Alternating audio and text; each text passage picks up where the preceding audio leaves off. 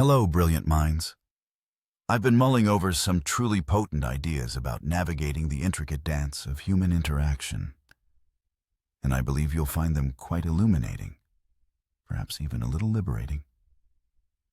Have you ever found yourself adrift in a sea of polite, yet utterly forgettable chit-chat, wondering if there's a secret passage to more meaningful exchanges?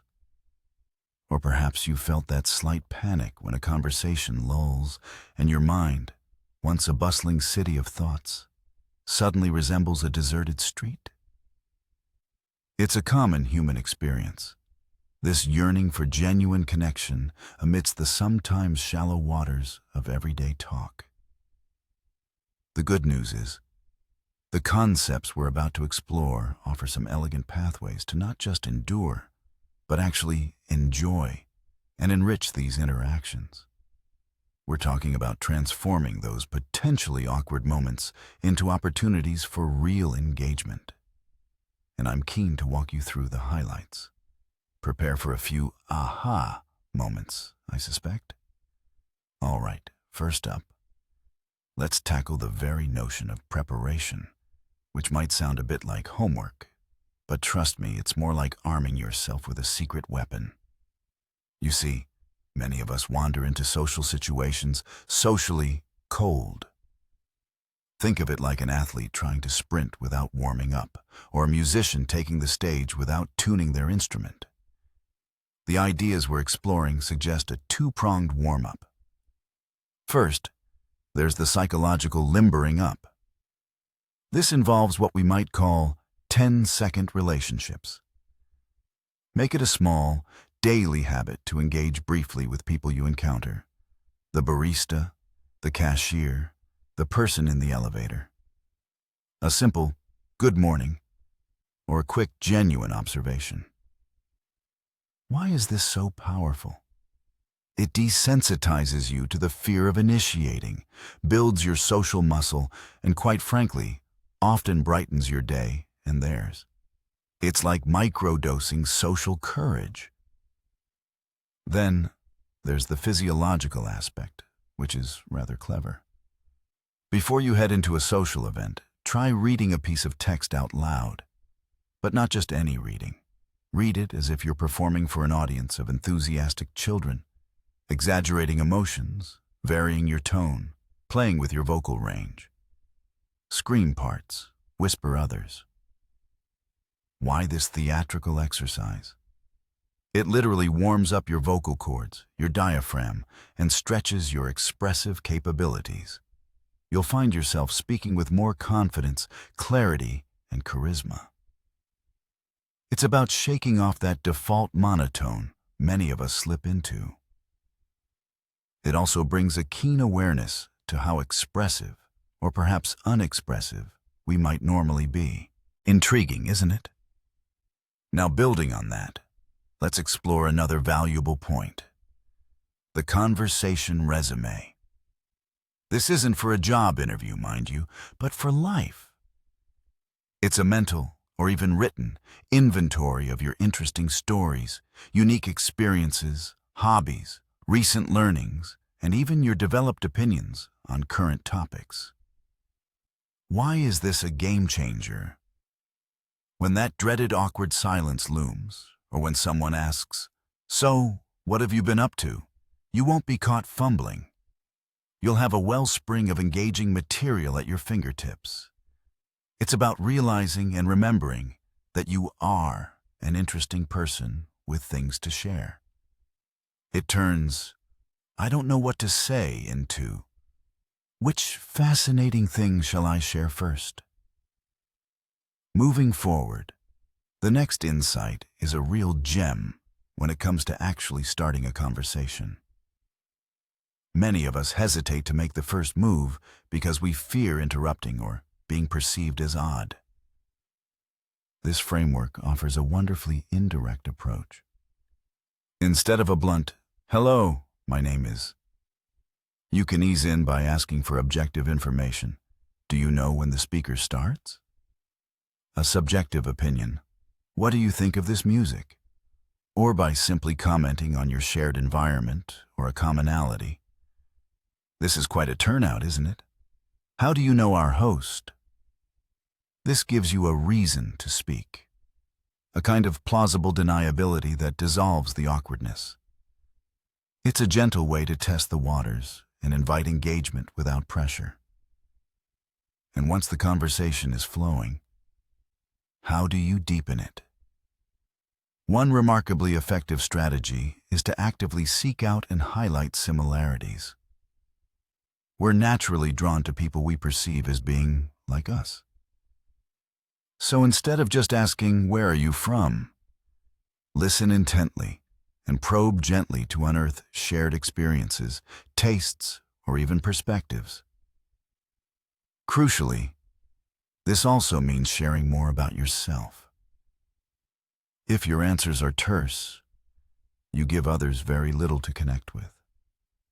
Think of it as offering more branches for connection to grow on. If you mention you went skiing and almost broke your foot, but your dance background saved you, you've offered multiple potential connection points. Skiing, injuries, dance. It's far richer than just saying, "I went skiing." And don't underestimate the bonding power of mutual, light-hearted dislike for something trivial. Now, what about making your contributions truly captivating? Storytelling is key, but it doesn't need to be an epic saga. The source material champions mini-stories. When asked a common question like, "What do you do?" instead of a one-word answer, offer a 3-sentence narrative. I'm a marketing executive. Last week, we had a client threaten to send bodyguards to our office because of a misunderstanding. It made me wish I was on the creative side sometimes. See? Instantly more engaging. Another wonderfully simple storytelling hack is the 1-1-1 method. A story with one core action that can be summed up in one sentence and aims to evoke one primary emotion. It's about getting to the point, making an impact, and then inviting dialogue. For instance, "My dog ate my winning lottery ticket. I was so astounded I just laughed." This invites questions and turns a monologue into a shared experience. To keep things flowing smoothly and avoid those conversational dead ends, the idea of creating motion is vital. Don't let a topic stagnate. If you're talking about the weather, you can shift to a related topic. Travel affected by weather. Go deeper. Childhood memories of snow. Share a personal experience, or even ask a playful hypothetical. The aim is to keep the conversation evolving. And if your mind does go blank, try free association. Pick a keyword from the last thing said. Say coffee, and then mentally or even verbally if playful, list associated words. Beans, morning, caffeine, cozy, bitter, aroma. Each of these can be a new conversational path. It's a fantastic way to unlock new topics when you feel stuck. And for those moments when you truly want to ensure you have a response, there are some wonderfully practical acronyms. Consider HPM. History, your personal experience with the topic. Philosophy, your opinion or stance. And metaphor, what it reminds you of. Or SBR. Specific, ask for more details. Broad, ask about the wider context. And related, shift to a connected topic. And finally, EDR. Emotion, comment on or ask about their emotional response. Detail, probe for more specifics. And restatement, summarize what they said to show you're listening and prompt elaboration. So, you found the mountain challenging but exhilarating? These aren't rigid rules, but rather flexible tools to keep the dialogue rich and moving. If we've just discussed keeping things flowing, let's see how active listening provides a crucial piece of the puzzle for going deeper. It sounds obvious. 2 ears, 1 mouth. Use them in proportion. But true listening isn't just waiting for your turn to speak. It's about emptying your mind of your next witty remark and genuinely absorbing what the other person is saying, being willing to follow their conversational lead. A simple yet profound technique is the 2-second pause after someone finishes speaking. It shows you're considering their words, not just reloading your own. And when you do speak, asking truly good questions is like a superpower. Go for open-ended questions that invite stories and reflections, not just yes/no answers. How did that experience change your perspective is far more potent than, did you like it? Finally, and this is foundational, it's about building thyself. The more experiences you gather, the more interests you cultivate, the more you read and learn, the more you naturally have to share. Be curious. Say yes to new opportunities. Develop opinions, respectfully, of course. The more engaging you are as a person, the more effortlessly engaging your conversations will become. However, a word of caution.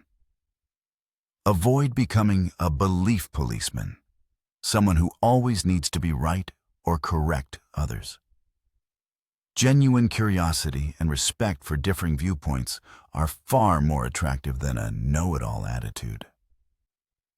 So, if there's one core insight, one truly pivotal takeaway from our exploration today, it's this. Transforming small talk into meaningful connection is an art and a science, entirely within your reach. It's about a conscious shift in mindset, coupled with a toolkit of surprisingly simple yet powerful techniques. Remember, with this perspective, you're now equipped with a more refined way to approach every interaction, not as a hurdle, but as an invitation to connect, learn, and genuinely engage with the fascinating world of others.